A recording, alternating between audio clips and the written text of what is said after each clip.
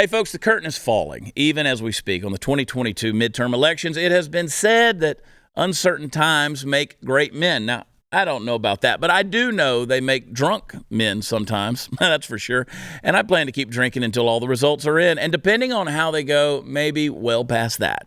Now, the rubber is meeting the proverbial road. And tonight we find out whether or not our country is going to take a medium-sized step back from the brink, or if we're going to see if we can inch a little closer without falling off. Oh, Fortuna, how your mighty wheel turns, flinging us off into the distant and dark existential void on wings of flame from flying too close to that great good sun.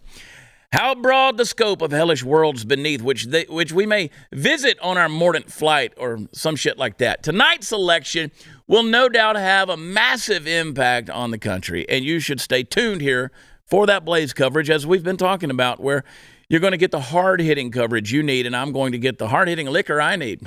Boy, buckle up. If you're watching this right now, it's probably late enough that you've either voted or you're not going to be able to. Now, by the time you frantically turn off this program, rush out to your car, drive to the polling place, get in line, duck your way through a fist fight, and get up to the front of the line, the polls will already, they will be closed. This message does not, of course, apply to dead people. You're free to vote whenever you wish, unfortunately.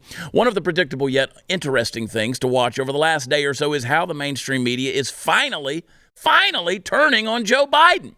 No less a leftist tent pole than the New York Times had the following to say about him, quote, "As the midterm elections near, President Biden has increasingly made exaggerations or misstatements about his influence on the U.S. economy and his policy record," end quote. Now, if you wanted to hand out an award for understatement of the year, this would certainly qualify, but I get it. There's a couple of things going on at once in a statement like that, as I'm sure you know. First and foremost, it's important to be able to have somebody to blame if and when the red wave hits tonight. Republicans will be first in the crosshairs, of course, but the mainstream media has to know that that reasoning will only hold for so long. And if you've been suffering under the illusion that the mainstream media has the same hard-on for Joe Biden that they used to have for Barack Obama, well, think again, because if things go as far sideways as they're apt to go for the Democrats tonight, and if it suits their purposes, he will get dropped faster than a pair of Harvey Weinstein's pants. Now, the other thing that's likely happening here is that at least some people in the media realize that the hens are about to come home to roost when it comes to things like the economy. As long as it suited their purposes, they could go along with the strong as hell approach, because very little of the economic nonsense coming out of this administration has hit them where it counts yet.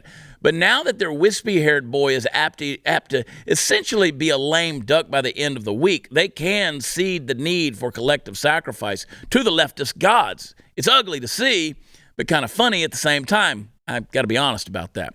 Listen, whatever the outcome of the election tonight, the best possible thing you can do is vote, and I hope you have.